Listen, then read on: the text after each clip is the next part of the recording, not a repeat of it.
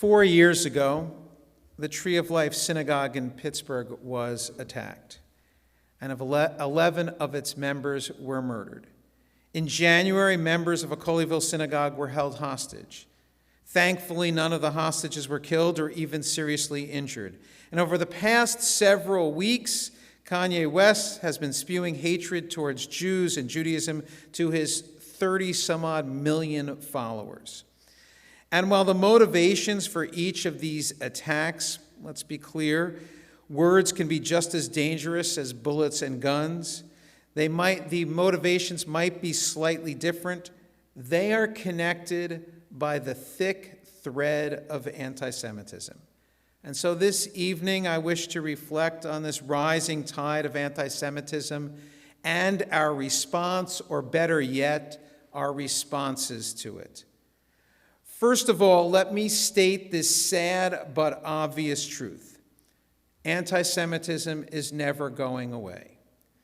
My grandparents, who experienced firsthand the murderous anti-Semitic hatred of the Cossacks and the anti-Semitic barriers suburban America presented them with, they were right, and my 25-year-old self, who experienced perhaps one or two anti-Jewish jokes, was wrong. It has been here since ancient times. It exists in countries where there are few, if any, Jews. It will always be with us. It morphs depending on time and circumstance. Sometimes it metastasizes into something even more lethal.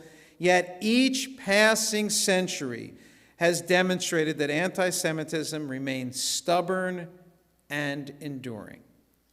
Second, today there are three basic forms of anti-Semitism. And it's important that we understand their differences, because the tools we use to fight against these different types should not always be the same. On the one hand, there is the anti-Semitism of the far right. There are groups such as neo-Nazis, although I continue to object to the term neo-Nazi because there is nothing new about it. There is the Ku Klux Klan and white nationalists. Such groups have been active on our very own Long Island since at least the 1930s. And such groups inspired the Tree of Life Synagogue murderer. On the other hand, there is the anti-Semitism of Islamist groups like Hamas. Again, there is a direct line between the hostage taker in Colleyville and the anti-Semitic screeds that are part and parcel of Islamist teachings. Let me be clear. I am talking about Islamist, not Islamic. Take even a cursory look at the Hamas charter if you want to find evidence of such hateful thinking. In these two instances, the tools of law enforcement are most effective at combating these threats. And finally, there is the third type of anti-Semitism today, that of the far left. In this case, people often find this more difficult to identify and label as anti-Semitism because it is frequently wrapped up in a veil of progressive politics. And so combating such hateful words as Zionism is a colonial, racist, and oppressive force requires not forbidding such speech or outlawing campus groups, but instead emboldening our Jewish students to engage in painful debates while remaining forever awakened to the dangers of such speech. Let me again be clear. It is but a small step from these hateful words to attacks on Jewish diners in Los Angeles. And yet, in the case of anti-Semitism coming from leftist college groups, our response requires more finesse. We must be simultaneously proud of being Jews and Zionists, courageous in the face of hurtful and hateful speech, while remaining vigilant and on guard against the potential for such speech to become dangerous. It is a dangerous world, and this requires fortifying our souls as much as our institutions. Outlawing speech is not going to fix this problem. Emboldening our students and better educating our youth are the best answers and tools we have. And this brings me to our responses. By all means, we should continue our investments in security. By all means, we should continue our donations to defense organizations such as the American Jewish Committee, who work tirelessly to name and call out anti-Semitic incidents. It should be relatively simple to identify an attack as anti-Semitic. And yet, even here, we saw difficulty when many people seemed pained to identify the Colleyville attacker as anti-Semitic. This is one reason why we need defense organizations, to name it when others shy away from calling it as anti-Semitic.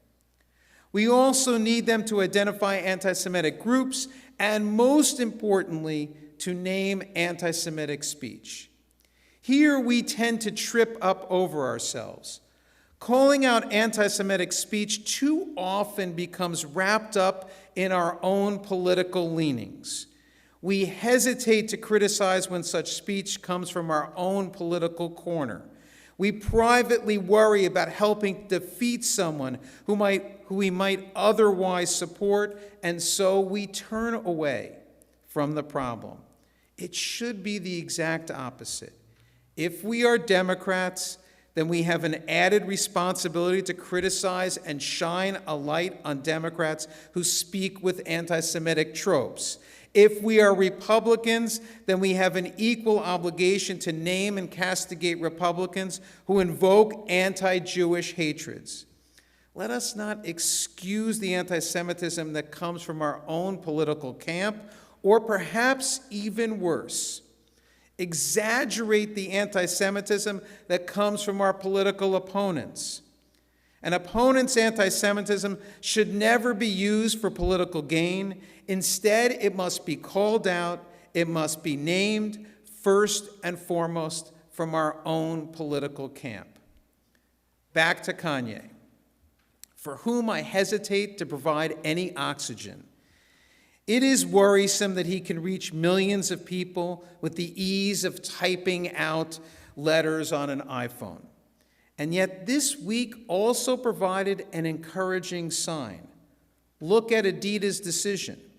This is to be commended. We should not dismiss this act, or even what we too often do, seek to diminish it.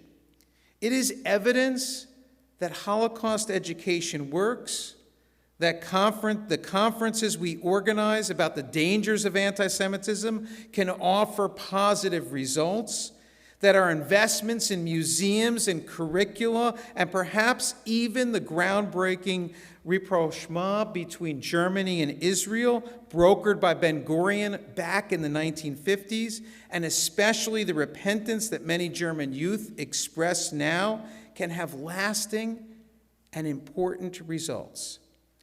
Let us not forget, let us never forget, that having a sovereign Jewish state makes a profound difference here and for us. There was no such state when my grandmother ran from the Cossacks, and I can tell you this as well with certainty. My grandparents never would have believed that a company would have made a decision that would cost it perhaps billions of dollars. So we can fixate on Kanye, or we can highlight Adidas. And this brings me to my final point.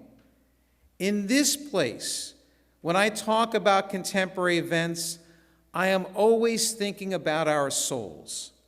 And this is my worry. As anti-Semitism increases, and it most certainly is, and is coming at us from three sides simultaneously, we will start to make it our only story. Of course, it is part of the Jewish story, but it's not the only story, and it must never become the whole story. Anti-Semitism must not define us. And I take my cue from Noah, who this week we read the story of Noah and the flood. And although this makes for great children's books because you get to have pictures of every kind of animal, it is in fact a harrowing tale. God destroys the world because it is filled with lawlessness and violence. And after the flood, Noah sends out a dove to see if the waters have receded.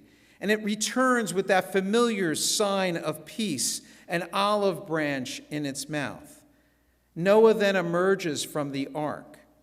And what is the first thing that Noah does? He offers a sacrifice. He gives thanks. It is a spontaneous prayer. God does not command it. And I have often found this incredibly striking. Noah could have only seen the destruction, and I would have understood it if this is all he could see.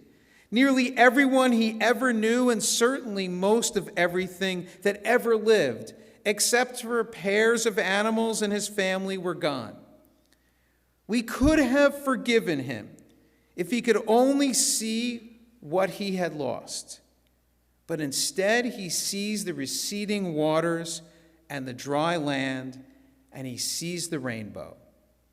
You can call him naive, but the Torah calls him righteous. Prayer is about perspective, and being a Jew is about having hope. We can perseverate about Kanye, we can dwell on Colleyville, we can become depressed about the lives lost at the Tree of Life Synagogue. And this would all be understandable. We must never forget those who were murdered because of anti-Semitic hate in Pittsburgh and in far too many places we have called home. But this is not our only story. Their deaths were not their entire stories. Those 11 who died at the Tree of Life Synagogue died while affirming this day of Shabbat.